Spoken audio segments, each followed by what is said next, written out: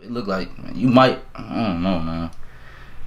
You got to call this nigga gay or something. What? You got to call this nigga gay or something. I don't know. It sound wild, but look, listen to me now. Just take a Take Care beat, put it on a track, say some shit like, I don't know, put your Drake flow on it.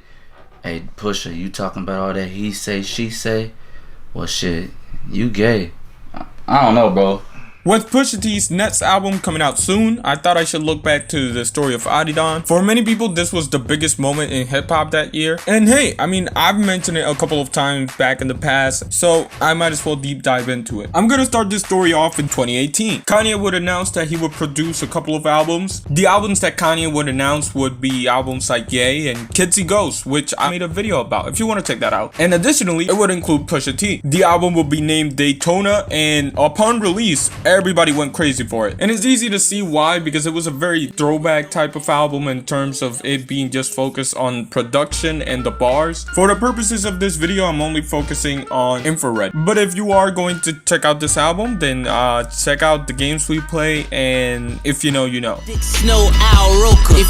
But yeah, Infrared would be the first actual diss track. Before that, all we heard was subliminals and stuff. And people would know that this was gonna be about Drake within the first couple of bars. Especially with the bar, it was written like Nas, but it came from Quentin. Written like Nas, but it came from Quentin. Of course, referencing Nas's second album, it was written, and also addressing the Drake ghostwriter allegation. And as a diss track, this does a great job at discrediting what Drake has done throughout his career and setting Pusha T up to be better than him, or be viewed as someone who's a better rapper than Drake. An example of Pusha T kind of discrediting Drake is by bringing up the Grammys, which is actually pretty smart considering everybody hates the Grammys, and rightfully so, because I've made a video about it. I hate the Grammys, fuck them. But ultimately, I believe he brings it up for two reasons. One is to kind of discredit Drake's sales and his mainstream success, but mainly he uses it as a way for Drake to not use it against him. It's the benefit of throwing the first punch in a diss track that you kind of take away the ammunition that somebody has. And Pusha T does just this by bringing up the fact that Will Smith won a Grammy and Hove didn't get recognized for a Grammy in a very long time. Like Reasonable Doubt had 0 nominations. It was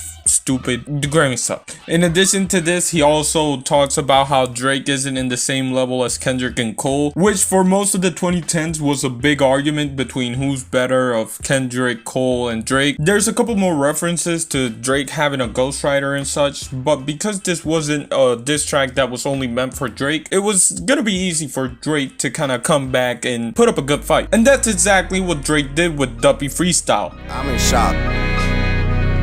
And in terms of diss track strategies, Drake had a good one. The microphone of yours, but then the signature faded. He compares the signature on the mic fading away with Pusha T basically washing out. He also calls out Pusha T by mentioning the fact that Kanye himself has writers, effectively pointing out the hypocrisy in what Pusha T says about Drake's ghostwriting. He also says that Pusha T is not even top 5 in his label. Not even top 5 as far as your label talent. This is likely referencing the track What Would Meek Do on Daytona, where Pusha T talks about being top 5. I'm top 5 and all of them Dylon. And mainly I'm only bringing this up because shout out to Dylon, and shout out to Pusha T for referencing that Chappelle Show skit.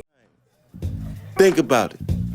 Dylon, Dylon, Dylon, Dylon, and Dylon. Because I spit hot fire. Yeah. He also criticizes Pusha T's main thing, which is that he sells coke. And you know, for most rappers, I guess it wouldn't matter. But since Pusha T basically built this brand on I sell coke, it hurt. And lastly, he finishes up the track by name dropping Pusha T's... What the fuck? I'm watching this Heat game, bro. What's going on? And lastly, he finishes up the track by name dropping Pusha T's wife. And overall, Duppy Freestyle was a good diss track. I'm not gonna lie. There was a lot of debate between who had the better diss track, but for me, personally, I'ma go with Duppy. And essentially, everybody thought that Drake was just unbeatable when it came to diss tracks. However, Pusha T would respond. It's about to be a surgical summer. The story of Adidon is a crazy one. Off the bat, Pusha T is already hitting hard because he dropped this picture of Drake with blackface on. When I first saw this, I thought it was a lookalike. Some people thought it was Photoshop, but like, nah, this was a bad look, not gonna lie. Playing into the cover and the whole blackface thing going on, he would use the beat for the story of OJ. For those who don't know, the story of OJ deals a lot with racism, the image of black people as a whole, and so on and so on. Okay. But he doesn't go into it lyrically in the song. Instead, he talks about, let's put characters aside, you know, the whole selling coke, the ghostwriters, the whatevers. Let's talk about man to man. Let's talk about how you are as a person. He kind of foreshadows the big bombshell of everything by saying the M's count different when baby divides the pie. Later on, the true meaning would be revealed. On top of that, Pusha T would aim at dissecting Drake as a person and trying to examine why he acts the way that he acts. He does this by examining his dad first. He rebuttals Drake's name drop of Pusha T's wife by saying, hey, why are you saying that being married is a bad thing? Like, your dad left your mom. Basically meaning that he shouldn't look down on Pusha T because he wishes that his dad would have done the same thing. He also brings up the fact that his dad left him when he was a kid. And again, although at first it might appear that he's just saying, hey, your dad left you, ha ha ha, that was said with a purpose. As Pusha T would question Drake on why he would call out Pusha T's wife, and again foreshadow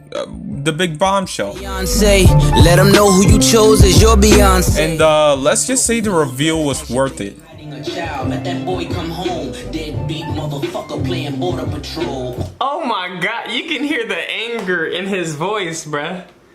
You hiding a little boy, you hiding a child, let that boy come home. And well, yeah, Pusha T would reveal that Drake had a son. At least to the masses, that was unknown. But especially because she's a porn star. Which, I mean, hey, do you, right? But like, for Drake, that is a horrible look. In terms of man to man, Pusha T already had won this. There was no contest after this. It was over. But still, Pusha T kept going. Push was offended that Drake would bring up Kanye. He basically asked for Kanye to be kept out of this and gave Drake a taste of his own medicine by bringing up OVO 40. And I'm not gonna lie, this might be the sickest line in hip-hop history. 40 hunched over like he 80. Tick, tick, tick. How much time he got that man in? For those who don't know, 40 has multiple sclerosis. And I ain't no doctor, but that shit sounds fucked up, not gonna lie. And you know, Pusha T is a sick man for basically laughing at someone dying. And I'm pretty sure this song came out on the day of awareness for this disease. So it was just crazy that Pusha T did all of this. Although Pusha T teased the possibility of a back and forth throughout the summer from Drake and, well, himself, nothing really happened as the dust settled. Drake had to explain why he did the blackface thing, which in context isn't as bad, but it's still a wild look. And well, Pusha T walked home with the dub. Looking back at it 4 years later, there's almost no chance that this beef is gonna get reunited. Drake is a cool dad, and he made up with Kanye. And well, Pusha T is still vibing with Kanye.